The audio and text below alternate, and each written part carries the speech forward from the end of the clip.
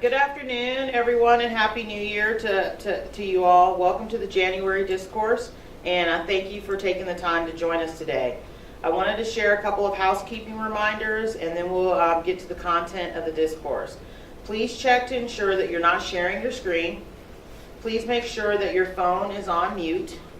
And then today I'm going to provide an update on this year's legislative session and some of our priorities. And then, of course, we'll have our section updates before we get started taking questions. Make sure that you please type one question at a time in the chat section of the WebEx, and make sure you send it to everyone. Otherwise, only the facilitator can see it, and we won't be able to see your questions here. The questions asked can be seen by everyone viewing the WebEx. If you prefer to ask a question privately, then please send it to chat with the DFCS director email, and my team will respond to you as soon as possible. Please remind staff who are unable to participate that the WebEx is being recorded and will be shared statewide, along with some high-level notes, that the email will go out next week or so if they are unable to join us here today. So with that, again, I want to thank everybody for taking the time to attend, and Happy New Year. And I hope you're safe and that you're warm, and if it's still icy in your areas, that you made the decision to do what was best and what was safe. And I know that some folks still have some little kiddos that might still be out of school as a result of the weather. So again, I hope everyone remains safe. So really quickly, I have a couple of legislative updates. As you know, the session has kicked off. We had a little bit of a weather delay. I think it was a weather delay, and then also there was a game that happened, the national championship, when the session was to kick off on the 8th. And so while I may not be a native of Georgia, I did root for the Bulldogs, so that everyone knows that. I was rooting for our home team, and I think that they played an exceptional game, and I'm extremely proud of Georgia and for them showing up at the national championship. So the 40-day session is in full swing, and just really quickly, with the approval of the governor's office, the division had 6 legislative proposals this year, and I'm just only going to provide a brief overview of a few of them that are key priorities to the division. The first one is around TPR, termination of parental rights. Many of you have shared with us, we've had some challenges of moving our TPR process forward, and our biggest priority this year is to correct what is in the legislative, in our code around TPRs that has been resulting in the Georgia Court of Appeals overturning some of our TPRs, and there's been some hesitancy for our judges and our SAGs to seek terminations and try to do quicker paths of permanency for our children, things around guardianship and things like that. Of course, to have a termination of parental rights overturned is not only traumatic for the children we are hoping to achieve permanency. It's traumatic for those parents who think that they're going to have an opportunity to either expand their family or be able to provide love and permanency for a child coming into our home. So we will have an intense focus on making sure that we correct the language in the code for TPRs so that we can begin to move those forward in an expeditious manner without the worry of having them overturned. The second is connected by 21. As all of you know, we do have children that stay in care until the age of 21. However, they are not. There is not judicial oversight with regard to the care of those young people that opt to stay into the system until the age of 21, and that all of the dollars that we use to support those young people to the age of 21 are paid through state dollars. This ability to tap into federal dollars through this CB 21 legislation will give us the ability to draw down on Title IV-E dollars to be able to better support our young people of ages 18 to 21, as well as have the stability of some judicial oversight and have adults eligible for scholarships and those things that are going to ensure that they transition to be successful adults. And the third key priority for us is the foster parent privacy. Some of you may or may not know that our employees have the protection by law that their addresses and phone information is not shared when open records happen, and so we are protected by this law, but our foster parents do not have the same privacy protection. So if an open records happens, the media can actually now get the addresses and phone numbers of our foster parents. Our goal is to make sure that our foster parents enjoy the same privacy as our state employees do, so that the details of their home address, phone number, credit cards, accounts, and things like that would be exempt from the disclosure of open records requests. So those are the 3 areas that we will really be focusing on, and in addition, 6 other bills. If folks are interested in learning more detail about the legislation that we will be moving forward, in addition to the other 3 that I did not mention, you can definitely connect with our Legislative Affairs and Communications Department, and you can connect with Walter Jones, our Director of Communications and Legislative Affairs, and he will be more than happy to provide you with that information. Next, I'm going to give a brief overview with regard to the budget. The recommended budget of Governor Deal proposed, it's a conservative one this year and does not include raises for state employees. I want to further explain a few of the key reasons the budget is conservative. More than $300 million is being allocated to the teachers' retirement system to keep it financially sound. Recent changes in the federal tax law signed by the President could impact state tax collections in ways that experts are still trying to determine.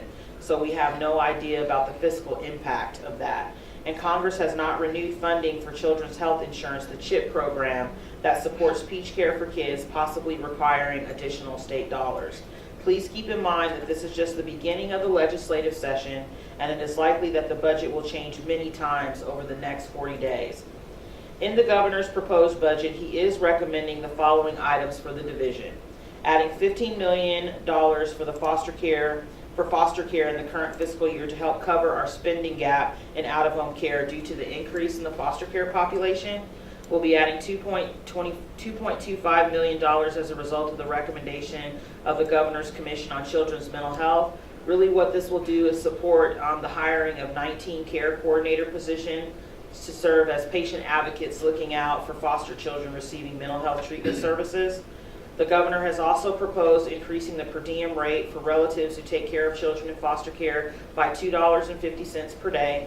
He is also proposing an identical increase in per diem rates for foster families who work through private child placement agencies. Additionally, the governor is proposing an increase in rates to cover administrative costs for group homes and child placing agencies by 2.5%. So that's just a brief snapshot of our budget overview. You are more than happy to go to the governor's website, and you can also download the full parameters of the governor's budget proposal, and you can also listen to his State of the State. I would like to say that I continue to be extremely appreciative of the governor's support and the support of the General Assembly. As many of you know, for the past 4 years, the division has seen consistent support from the governor and from the General Assembly. And so I am extremely excited that even though there are massive places where attention needs to be placed with the retirement system, the governor still demonstrated his commitment to the Division of Family and Children's Services and the importance of the work that we do. The next piece is my focus to build relationships with legislators. I've been meeting face-to-face with many of the legislators in recent weeks, and we'll meet with more as the session progresses.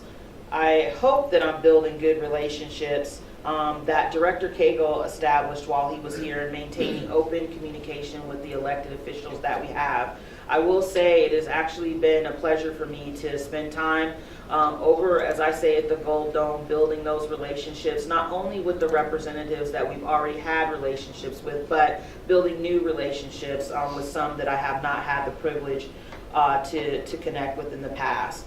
I can say that in the meetings that we've had, there is genuine support for the Division of Family and Children's Services. I had the privilege of not only talking to them about the 6 pieces of legislation that we have, but also talking to them about the evolution of the blueprint, and that's our journey toward a state of hope. And I can honestly say there has been nothing but positive feedback from the legislature around how they can support the division and how they can support the evolution in our journey toward a state of hope. So I'm extremely excited about that. We will be putting out additional communication soon about the State of Hope. We have completed the talking points for the State of Hope, our value proposition around that. We have set a timeline for the application process. We have finished our work with the design team, and we will also be forming a statewide advisory council for the State of Hope. And so this excites me, and I believe the future is bright, and I'm encouraged that we are gaining support under the Gold Dome, the support of you, and our continued communication and other partners around State of Hope. What I would like you to do as we move forward in this legislative session is to make sure, as Director Cagle has said in the past, to contact your legislator. Please remember the following if you should choose to contact your local legislator. You must not do this on state time. Not through the phone, through email, the use of your state computer, any of that. Because you are a citizen, a private citizen, you need to make sure when you contact your legislator that you actually do it on your own time, your own phone, and your own personal communication. Be brief, be courteous, be sincere, and be concise. Remember, you are communicating personally and not on behalf of the division when advocating for resources or expressing concerns related to the pending legislation that affects the division. Please be cognizant of your behavior out in the field, on social media, and in the office working with clients. Keep in mind that the division remains neutral regarding pending legislation, meaning we do not comment on it at all. And should a client, a legislator, advocate, or other citizen have any questions or concerns regarding pending legislation, they can contact our new Director of Legislative Affairs, Walter Jones, at walter.jones@dhs.ga.gov. Again, that's walter.jones@dhs.ga.gov. Now, I'm going to turn it over to the deputies to give a brief update. And after the updates, we'll begin taking questions that you have. Again, I want to thank you for your participation on the discourse, and we look forward to having an active dialogue with you. So now I'm going to turn it over to John Anderson, our Chief Deputy Director for the Office of Family and Independence. John? We know we've had some ice storm challenges this week, and I know that all of us are struggling to get back on top of a workload. I know that on the OFI side, we'll have a lot of folks coming into the lobbies this week because we were down on Monday, Wednesday, and Friday. So applaud your efforts on making sure that we serve all those customers. I know you're going to be busy these next few days. But as we're processing work in Gateway, just make sure you keep an eye on quality. Gateway is still running well, so make sure everybody keeps an eye on quality. Make sure you check the results of your budgets to make sure that you're getting the expected results. And some of the things that we're seeing is that when it comes to timeliness is that sometimes people forget to authorize a case, so don't forget to authorize. That's the last step. It's not just running the EDVC piece of it. So want to make sure that we're keeping all those things on timely. If there's overtime still available, if you want to use overtime to get caught up on some of your work, we are looking at doing a few mandatory overtime days in the next few months. So please be aware of that, so that we can do what we can to get ahead of our caseload to make sure that our families are getting served timely. There's some things that have been happening, and we're seeing that are human errors in the system that kind of causes some issues with timeliness. And I just want to make sure we point out some of the most common ones that we're seeing is that one is make sure you're using the right calendar date. I know a lot of times when those of us that used to write checks or may still be writing checks, that when you turn over that calendar year, you're used to writing 2017, the last year's dates, and we've seen that come up already. That people are putting the 2017 dates on the application dates and the receive dates. So make sure everybody's using the right dates, because that makes a huge difference in our timeliness and benefit issuance for that matter. To make sure that we're correctly adding all those dates in. Make sure you're screening your work very thoroughly before you start on it, because we know that sometimes customers can submit multiple applications, multiple renewals through different avenues, and you want to make sure that you're acting on the oldest action before you start on anything else, and then make sure you clean up all the other pending work that may be out there from that same customer. So sometimes when you screen really thoroughly, you can knock out 2 or 3 things at one time, and that makes you feel really productive throughout the day, and we've actually taken care of that customer holistically. Make sure you look at your upcoming work on your dashboard. Those case managers that are out there, make sure you look at the things that are coming. Don't just focus on all the overdue work. You want to try to make sure that you're catching a little bit of everything every day, so that we don't continually be in a state of being overdue. Because we know what happens when we get overdue. Phone calls go up, complaints go up, hearings go up. So we want to try to do the best we can to keep on top of all that. We are working with the district managers, the administrators, and frontline supervisors to show them some of the tips and tricks of quickly getting through Gateway. We started our first supervisor summit this week on Tuesday, and then we had to cancel Wednesday because of the ice storms, but the feedback we got from Tuesday was very positive. That staff, the supervisors are learning a whole lot more about what's going on with Gateway and how to help you as a case manager as well, to be able to get quickly through these cases and find the work that you need to work on that's important in there. So we'll continue to provide updates in every fashion that we can. And just on a closing note for me, just make sure you return your phone calls. We make sure we return our phone calls within 24 hours and keep our promises to our customers. So I'll turn it over to Director Pryor again to pick the next candidate. Unless I get to shoot the guts, I get to throw the ball. Thanks, John. It'll be Keith. Keith, our Deputy Director of Child Welfare. Thank you. Good afternoon. I too want to encourage everybody to remain safe out there as the roads are drying and temperature is still at a point where there's still some freezing points, and there's that ice out there that oftentimes we cannot see. And we had a number of our staff who are out in the field who have experienced some accidents and some other issues related to the weather. So, and I'm also told that we're not yet done, so stay tuned. But I wanted to start off my sharing with where we are and updates around child welfare is to kind of caution all of us about the holiday lull, the New Year lull in our work and in our practice. Oftentimes this time of the year we're experiencing some of those mental comments that tell us, well, it's the start of the new year. I have 11 more months to get this done, or starting off slow and therefore, I'm going to pace myself. But I'll share with you that oftentimes our families and our communities don't have 11 months. Oftentimes our children and our families can't wait on the slow pacing. And so I encourage all of us to have those conversations with our staff, to have our conversations even with ourselves about how we jumpstart our work, our practice, our engagement in this new year. Because as we know, the history shares with us that in March and April, we see significant spikes and peaks in our need for services and supports. And by that time, if we're not in an advanced stage, we're already behind. And it's always very difficult to catch up. And so I just ask us to be mindful about moving toward and avoiding the holiday and the New Year lull. We're doing some exciting things in the field and trying to, once again, stay consistent with avoiding those lulls. In the field, we continually try to focus on our fundamentals and ensuring that we're doing the things that keep children safe, that we're timely in how we get there, that our connections with families are sound every month. We have experienced some downticks in certain areas, but we're putting together plans that involve all levels of staff and brainstorming how we can stay consistent and sustain those movements and sustain at that high level of outputs and outcomes for our children and families.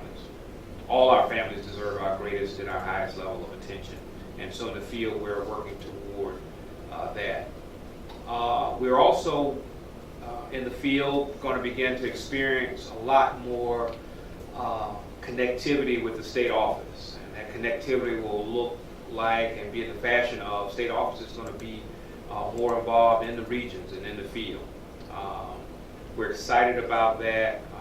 That's an opportunity and a challenge that I have placed with all of the areas that I'm responsible for. And so over the upcoming months, we hope to see that there's some good feedback around that initiative.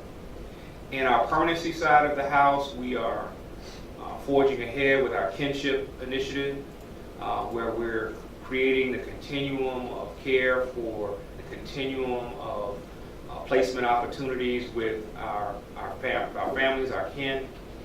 Right now, we're in the process of developing policy and in the process of developing guidelines that might help our staff and help families become more aware of becoming foster parents, of becoming a part of that kinship continuum. We're also focused on trying to help the field with keeping children in their legal counties.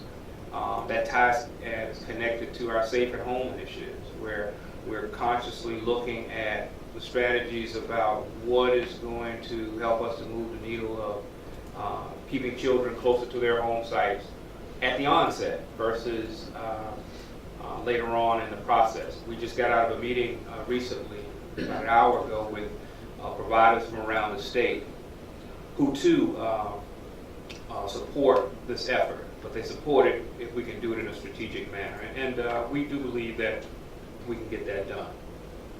On our side of the KNEA, we are forging ahead with developing and strengthening some of our infrastructure activities and infrastructure processes that assure that we are consistent with meeting the requirements of the lawsuit, but not only just meeting the requirement of the lawsuit, but exceeding them to a point where children are safe, families are being connected to services, where our staff are being enriched and they're being developed, that we are more timely in our responses, and we are continuing to move ahead at a swift pace so that we can achieve all the outstanding indicators in the consent decree. So we're really excited about that.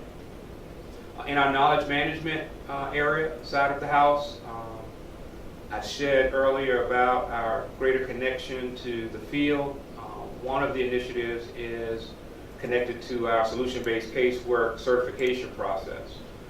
You'll see in the next 2 months where we're going to be meeting with each district and hearing from the district leadership and individuals who are in the midst of their solution-based casework certification, hearing from them about what PACE looks like, hearing from them what barriers exist, hearing from them about what the solutions may be in achieving full certification and the practice of that certification. We're also deep in our efforts in our supervisor mentor program.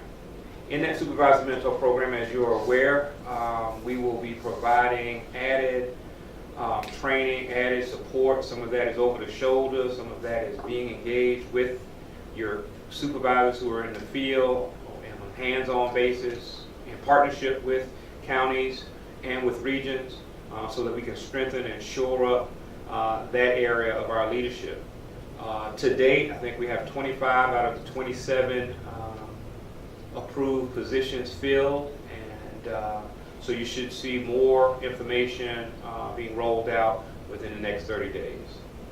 And so once again, here in child welfare, we're really focused on avoidance of the lull, moving forward with reaching children, families, and communities as quickly as possible, and improving our supports and services to not only just our children and our families, but those who serve them. So thanks, Ginger, and I'll turn it back over to you. Thanks, Keith. And with that, last but definitely not least, my partner in crime, Yeah. Jeff Lukich, Chief of Staff. So happy New Year, everyone, and happy Friday. So Ginger, this is your second Discourse as director. How's it feel?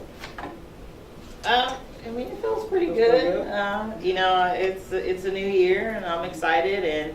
And see, Jeff's changing up the format right now. Is it okay? Yeah, it's okay. We're gonna try to make it more talk show style, hopefully moving forward next time. But I am enjoying it. The role it's difficult, but it's exciting. There's been a lot of change in the organization, and you and I've talked about that a lot. And you know, and I appreciate, even though we think sometimes change is good, it's still an impact to the organization. And I think I've gotten feedback that, folks we want more communication about the organizational structure, the things that are happening. And so, as Keith said too, like there's a lull, but there's not a lull. Like I think things are even more rapid now than they may have been before, because the organization is experiencing this flux, even though it's good flux. So there's a lot going on, but I have a good team, and you all have been. Change. great. We have been through a lot of change, and I think it's easy to think that change only happens in the field, but change has happened. For you, you're two months into your new role, and for me and Keith, John, and the whole team. And so I think that change can be an awesome thing if we embrace it. So. I'm just happy to be a part of the team. So happy Friday, everyone. As I kind of close out our comments, if you have questions, now is a great time to begin to go ahead and type those out for us so we can kind of wrap up. We still have time, so we want to make sure we get to your questions. So I want to begin with a quote. Ginger usually has a quote. So Monday, as everyone knows, was Martin Luther King Day. It's a big week, a big day. I believe it was even his birthday on Monday. So I have a quote here. Life's most persistent and urgent question is, what are you doing for others? So Dr. King said that to an audience in Alabama in 1957. I think it's a great opportunity for us to ask that question for ourselves. We're really blessed with that opportunity every day. We're already halfway through January. So the truth is, every day, every week, every hour that we have this year and the year after and ongoing is really an opportunity for us to do our very best for families. John mentioned keeping our promises to families, and I really love that. I talk about that all the time. Keith talked about jump-starting the year for families, and I think that's important in the beginning of the year. And I think as we move forward this year, I've sometimes said that time is never on our side. It just goes by so quickly for us as we get caught up in the whirlwind. Let's go back to Dr. King's question as much as we can. It's a persistent and urgent question. What are we doing for others? So a couple of key efforts I want to mention just kind of in my new role. Both Keith and John touched on these. Solution-based casework. Certainly the rollout is happening. Training has occurred. We're really now deep in the certification process, and then maybe even more importantly, the fidelity of that. But let's always remember, if we look at that from a compliance standpoint, then we're probably going to miss the mark, and Keith talks about that all the time. It's really important to remember that we have well-trained staff and supervisors to deliver on that promise that John mentioned. So this is really about our delivery for families. John talked about Gateway. Certainly we're still working really hard to integrate Gateway into our everyday work. I think that's the challenge, especially for those of us who worked in other systems, and maybe even people like me who did food stamps on paper in the late 80s. In fact, I asked John to have somebody, I asked John to do this, to go over Gateway with me. And being the leader that he is, he really put together a couple of hours for me and had one of our staff go through Gateway with me, really page by page. I think we even processed a Medicaid application. It's a great program. I was really impressed and really happy that we're able to use that. Just a couple of brief updates. The auto leasing program that some of you in the regions have been experiencing, we piloted that first in Region 9 and with our Bass section, which was then Brad Pasto, now it's Kirk Cheney. Those two pilots have been going on for a couple of years, almost 4 years. We have 3 other pilots that have been happening. I wanted to share briefly, we're really looking at closing out that pilot, and I'll tell you why. We've been working with Carol's team around that and have realized that we're not going to be getting the savings that we thought in the auto leasing programs.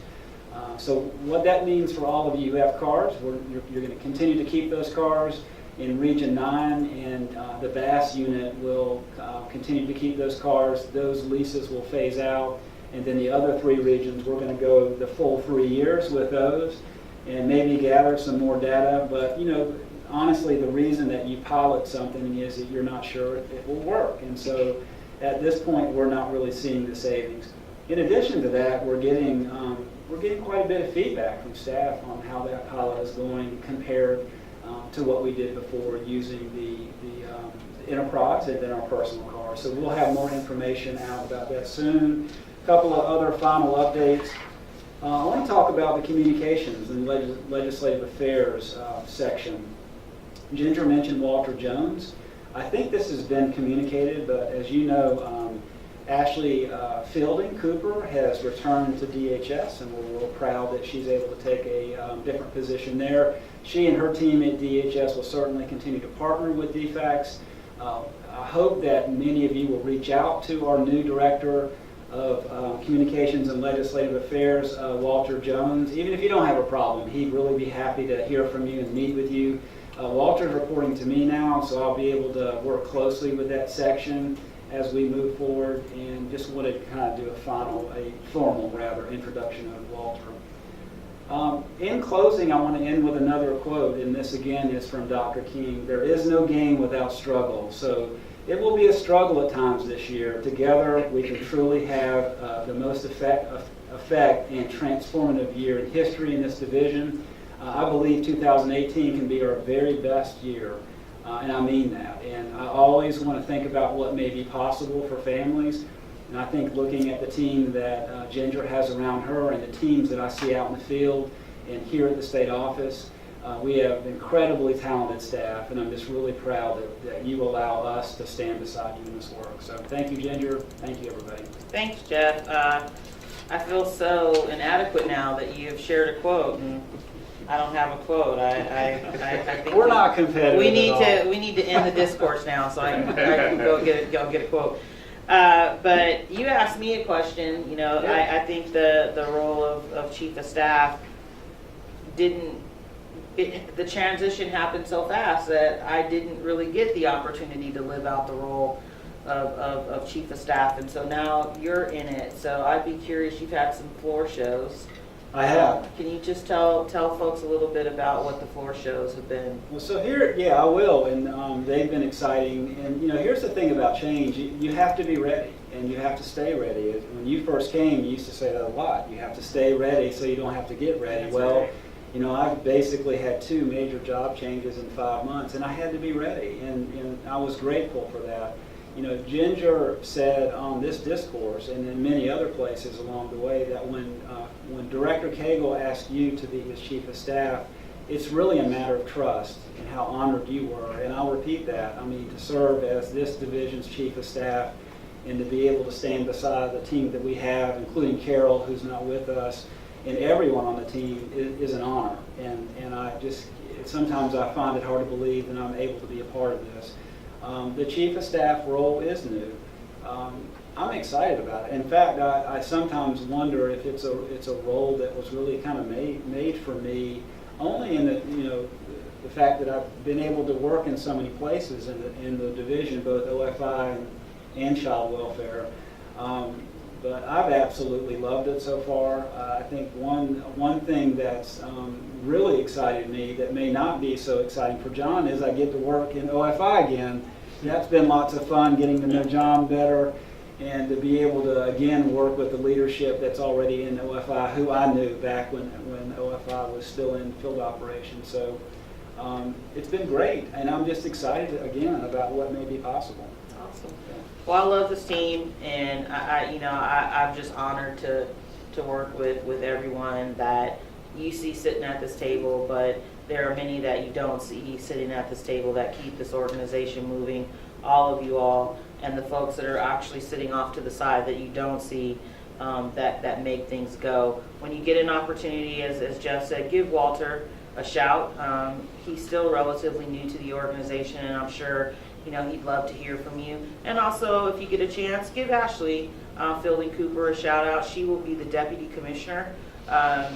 She has a very long and official title, and right now I don't have the full title. It's Deputy Commissioner of Legislative Affairs, and also I believe their Chief Strategy Officer. And so I'm extremely excited for her and the opportunity, as Jeff said, and the connection that she will have with the division. But make sure you give her, a shout out of congratulations to be able to do that work at that level and at that magnitude. And so with that, We are now going to transition. I'm hoping that y'all have lots of questions to ask us, and I hope that we will be able to answer those questions. I'll read the first one here. Will we be able to provide another update on the budget as the session progresses? Absolutely. We will continue to update folks on the budget and update folks on the process. That really will be Walter and his team. And I believe there will be another discourse that will happen before the end of the legislative session, and we will make sure to keep you all informed. Ellen, who some of you may or may not have met, Ellen is going to be working with me a lot around just talking points, and we're going to refresh the Blue Note. We're going to change that up a little bit, and Ellen's going to be responsible for doing that. So we'll use that also as a vehicle to provide updates around what's happening on the budget and the legislative session overall. Ginger, one thing that you said in your comments that I think are really appropriate this time of year, and that is around meeting and getting to know your legislator. We are all employees, and as Ginger pointed out, there's a time and a place to do that. But we're also citizens, and it's really important that we advocate on behalf of the families that we serve, and you can do that in many ways. But educating a legislator is among the most important jobs I think we have. And certainly you can join GPHSA. That's an association that I've been a member of since the late 90s, and all of you can have access to that. So the last thing I will say about that too, I'm still learning, and I hope that we're all still learning in our respective roles. It doesn't matter where you sit in an organization, whether you're the division director or whether you're a county director on the front lines. We're all evolving and we're all learning. And as I spend more time over at the Gold Dome, they listen to me as an agency head, but at the end of the day, the voice that has the most impact are the folks that vote for them. And so, as a private citizen, I have representative that I can vote for, but that only affects the area that I live in, and we are spread all across the state. And when you call as a citizen to advocate and passionately request certain things to happen, that legislator is going to listen to you because you represent a potential vote for them.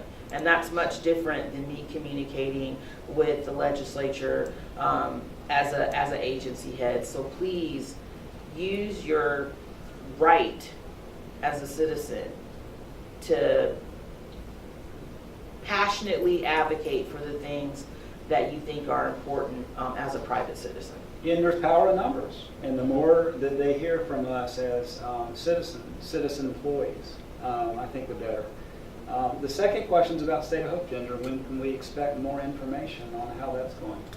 Actually, I just had a meeting about State of Hope and just gave the thumbs up on the talking points and the communication for State of Hope. And so Ellen will be working with Dahlia Bell Brown, and hopefully by next week we should have some talking points out with regard to State of Hope. So you all will have that information about what is State of Hope, what's the value proposition for State of Hope, what we are calling the anchor opportunities, which just mean the focus areas of State of Hope, which really are 4 categories, I believe, around education, around economic stability, around, that's really sad that I don't remember these off the top of my head because it caught me off guard, but trauma as well. Those are going to be some of the key anchor opportunities in quality caregiving with regard to State of Hope. So you'll have all of those talking points,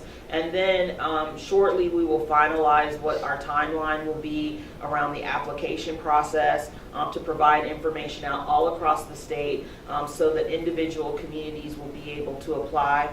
We're actually going to try to make it interactive and fun for folks to apply, so we may do like a video application where communities can actually come together as a collective representation of folks in the community, as well as judges and philanthropic, to do joint applications and do a video presentation of why they should be selected as a region of hope, and have regional voting on that, as well as a review committee that will then vet the applications, score those, and then make a selection. By the end of the first quarter moving into the second quarter, we will have then selected 3 regions of hope.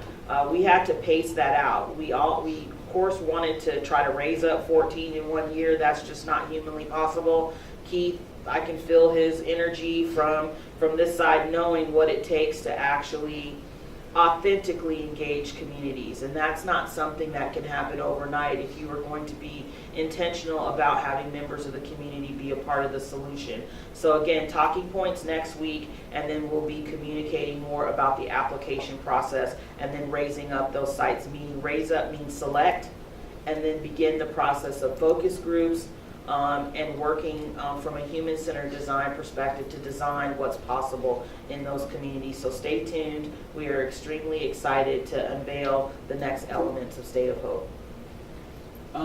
Ginger, just a minute ago you asked me how my floor shows were going, and I failed to answer that. But the floor shows that I have been doing, along with some of my team, for lack of a better word, is my version of a road show. But I have been doing those with only state office folks. I've met with probably 350 more, maybe, state office so far. I'll continue to do that. We met up at the brand new facility in Gwinnett County just last week and the week before. And this next question came up, and that is, after not getting increases last year, admin was told it would be reviewed this year. It appears that that's not going to happen. And I'll answer that if that's okay. The answer to that is the review is happening. In fact, I've already begun that process. Though Director Pryor has mentioned there will be no new money in the budget, the current budget or next year's budget, that we know of that will address any salaries. We know that internally there's always going to be salary compression issues when a group of our employees get raises like half of this fiscal year with our case managers and the line supervisors. However, I know that there are positions and titles across the state, like, for example, the program administrators who have expressed great concern about their salaries and the compression that's happening with that related to county directors and supervisors. I know that's out there. I've reviewed over 70 of those administrators. We'll continue to do that as the money frees up. Right now, there's about a 4% projected deficit in child welfare and field operations. There's also a small deficit in OFI that's shrinking every day. As we continue to look at that and we have additional funds, we're going to continue to review those positions, both this fiscal year and next fiscal year.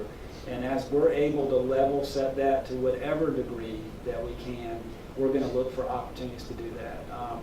After that group, we're going to continue to look at other groups that are in these categories where we're seeing some compression issues. So while we cannot say there will be any increases for those positions now, what I can commit on behalf of Director Pryor, myself, and the whole team is that we're always looking at ways to level set that when we can.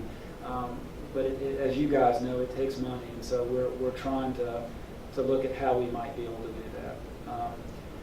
Looks like the next question is for Keith. Yes. SBC.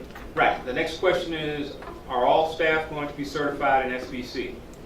Well, in our SBC journey, our goal initially was that we would have all of our case managers and supervisors and other key leadership individuals trained in the SBC model and practice, with the goal then of launching those who have been touched by the training to become certified. And we are on our way to doing that. We are slightly behind, and if we're just going to look at it as pure tick marks of X number of trained, X number of certified.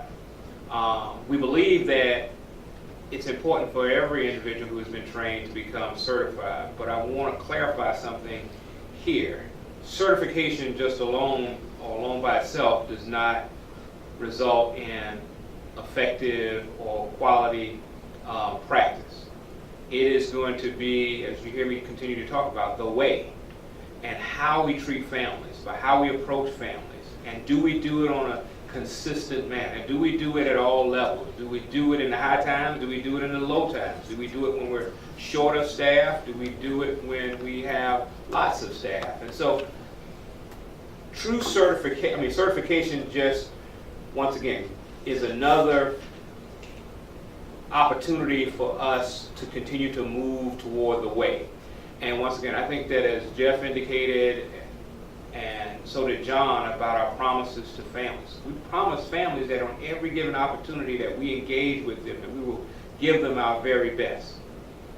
And we need to do that, not just for some families, but for all families. And so one of the things that we're looking at now is throughout our entire state where people have been trained and people are on their journey to certification, we want to ensure that those who have the training and those who have the certification are practicing it, and practicing it at a deep level that is meaningful to families. For me, the true mark and the true measure is going to be when I have conversations with families who tell me and who share with me that their experience and that they're touched by our staff was one that was quality, not just this time, and that maybe there were other family members or other situations, but they received that, regardless of whether they were in the same county or the same region or et cetera. When I take that poll and have those conversations with families, that's going to be the true measure of where our journey towards solution-based casework and our improved practice ends.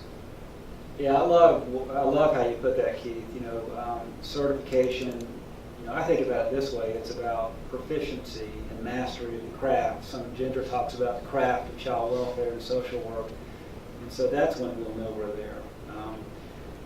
And to be a master in anything, it takes practice. So it begins now. So the next question is back to cars. Did you say we will continue to use county rental cars and not have leased? Those, there are only, I believe, 4 regions that currently have leased vehicles. You will keep those until the duration of the lease. For regions 9 and the Bass unit or section, you guys, your lease will be ending pretty quickly, like within 6 months, I believe. And the other 3 regions, we have 3 additional years on that lease, which we'll need to honor that. The good thing about those 3 regions, and I can't remember the regions, is that we have more mileage. It's 20,000 for those vehicles, so we're not going to go over. But regardless, out in the field, we're still using the monthly leases that county offices have with Enterprise. In fact, I'm going to be meeting with state Enterprise to begin looking at that contract and talking with them a bit more about how that service looks on the ground. We want to make sure that we get the very best service. But yes, you'll be able to keep the Enterprise rentals. And if you have questions about that, nothing has changed with that. Just talk with your county and regional director. So we have time for additional questions. So please, continue to send them forward to us so that we can utilize this time to try to answer them, and then do that for the benefit of the entire organization to be able to hear the response. While we're waiting, I have some questions that someone sent me, and the first one's around turnover, if you want to take that, and that is, how did staff turnover do last year, or last fiscal year, I should say? Well, no, we'll say 2017. And how can we all impact that? Like, how can we all impact staff turnover? Well, many of you know that when I first came here and had the privilege to partner with everyone and with the Director Cagle, it was really about the brand of the organization. That was an element of the blueprint for change. And when I got here, the turnover rate hovered between, it swung between 37% and almost 39%, at times. And now, fast forward to where we are today, and we're under 30%. We hover between about 27%, 28% now in terms of our turnover. And I'm gonna, as Jeff sometimes says, marginal gains. I'm excited about the fact that we've seen almost a 10% reduction in our turnover. That says that the things that we've been doing at all levels of the organization have had an impact, whether that's supervisory support, whether that's the raises, whether that's working to be intentional about the environment or the culture with which folks work in, whether that's folks tapping back into why they do the work, why the craft is important to them. All of those things play a role in the turnover. We recently, and I think I shared this information, But as you all participated in the employee satisfaction survey, about 2 years ago we did a satisfaction survey where it ranked us in 3 areas: not engaged, somewhat engaged, and engaged. And so the first year, about 5% of the staff were just not engaged at all. 75% were somewhat engaged, so they could go either way. They could shift to they're not engaged, or they could move to highly engaged in the organization, and then the rest was engaged. When we went and surveyed again, the number dropped from somewhat engaged 10% to 65% were engaged. Well, that 10% went to highly engaged in the organization. And that also is exciting as well, to see a 10% shift in the attitude towards working within the division. And that is because, quite frankly, it's because of all of you. I think, as I've always said, I think we're all leaders in the organization. I think some of it, yes, may have had to do with the shift in focusing on branding and what the state level leadership has done, but ultimately it's what happens each and every day in each of the counties. Because if you don't want to come to work here, if you don't feel supported in the things that you do, people will vote with their feet and they will walk. And so what that signals to me is that we've got supervisors, we have new staff that have only experienced this brand, they've only experienced this division. They don't have the context of what the division was several years ago, because you have also new blood in the organization. But I think, again, you have county directors, regional directors, supervisors, administrators who have really, tapped into their why and really why they support families, why they support the work, and why they stay. And so I'm extremely excited about the direction that we're going in the organization, and I hope that we can continue, on that path to continue to be the best family and children's service organization that we can possibly be, and continue to arrest the turnover. And my last thing I'll say about that is that if we continue to go in this direction, what it's really going to mean is that families are going to have consistency. What it really is going to mean is that we're going to be able to mitigate children from coming into the system. What it means is that when families do come to our attention, when we return them home because of our commitment and the work that we do, they won't come back into the system. And that's why I do the work, and all of the comments that I've heard, that's why a lot of you do the work. So I'm thankful for you, because without your commitment, I think we would be saying something very different about the turnover. Yeah, we really would. And in OFI, it was much lower than that. I think that in OFI it was probably in the mid-teens, 12 to 15%, so much lower, and going down as well. One thing I would add, I said this at a recent meeting, that I believe that each one of us really is responsible for each other's success, and that goes all directions. And so if we're not helping each other, no matter where you sit in the organization, as Ginger said, helping each other be successful, I think that would carry us a long way. I think we have a few more minutes. I have a question for John. It's really a kind of a broad gateway question, and I'm going to ask it in a bit of a different way. It's not going to be technical, but ultimately, how will Gateway benefit families? How, compared to other systems that we've used or other ways that we've done the work, ultimately Gateway is going to benefit families. Can you talk about your perspective on that? Yeah, Gateway will certainly help not only the families, but the workers once we get used to the system and knowing the functionalities that are out there. Gateway is already benefiting families that go through the Medicaid side of it. If they're applying for Medicaid from their home or even from their lobbies, if they complete the application all the way through and they go through the identity proofing, it does an automatic determination. You don't have to see a worker. You don't have to wait on it. At the end of that interview on that they're eligible, and it actually gives them their notice and all that piece of it. But the customer has to fill it out all the way. And traditionally by federal law, we only have to have the name and their address and a way to contact them, and they sign it. That's traditionally the application, and some families do that still. But that's not helping them in this new age of technology, because we like real-time eligibility, which is what that feature is. They can see their, we have Go Green notices, which is, something that's new. We had it at Compass towards the end of the Compass days, but it's certainly a Go Green notice that people can get notified within 3 days that they've been a change in their case, they have to have the notice, and the notices are always there for them to go check. They don't have to ask us for proof of their benefits anymore. They can go online and get that information directly. There are some other things that we're working on in the future that's going to allow us to, if customers are reporting certain types of changes that generally we've been spending time not necessarily having to verify that, like an address change or a phone number change, that we're in the process of looking at ways to just let the system do that, for us, and then we focus on some of those other items that cause more problems in our error rates, like the verifying income and those types of things.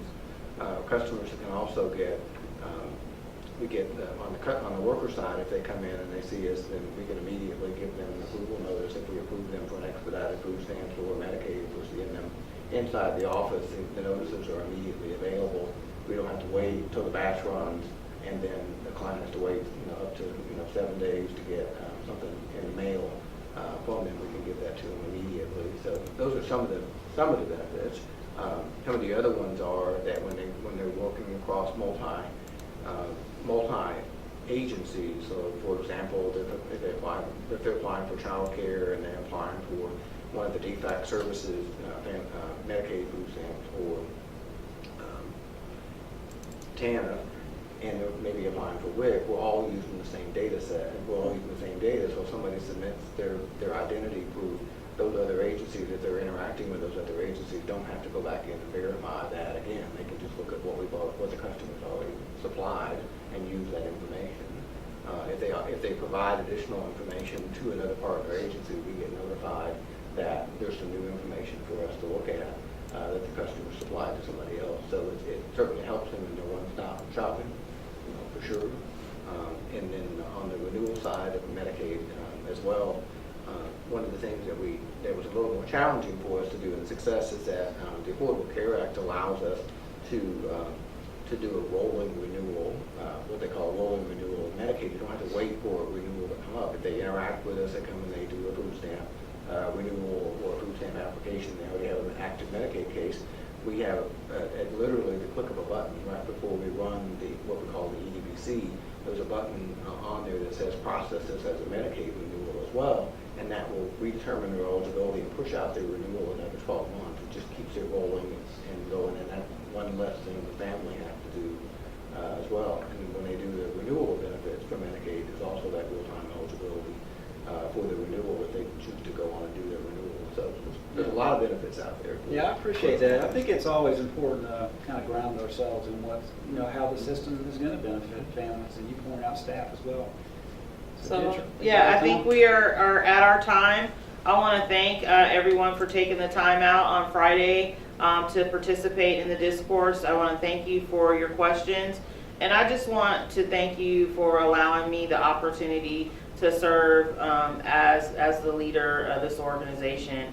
I think y'all have heard me say, some of you, when I have done different quotes, one of my favorite quotes about making folks better. And I think it is our job, I think it is our calling to make folks better.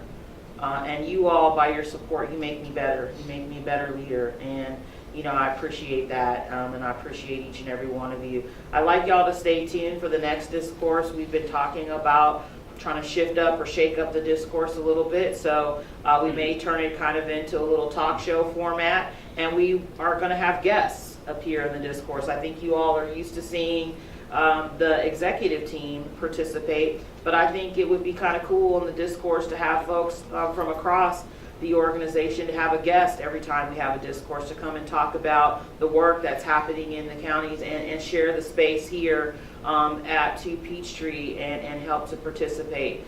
We also will be sending out communication ahead of time to have you all submit questions ahead of time, just in case we don't get questions that come up in real time. So this discourse can really be about the opportunity to share information that's happening across the organization. So stay tuned for that. We'll also be sending out an updated org chart soon. with the changes in the organization. I know that everybody didn't get the latest org chart, but now we have some additional changes that we need to make to the org chart. So please stay tuned, and we will be sending that out so that you can share the new structure, not really new structure, but just new folks who have joined different parts of the organization. And so with that, I want to thank you all. Have a safe weekend. Stay warm. Get your flip-flops. I think it's going to be 60 degrees tomorrow. And then get your parka, because on Monday it's probably going to be 15 degrees. But take care and have a good weekend.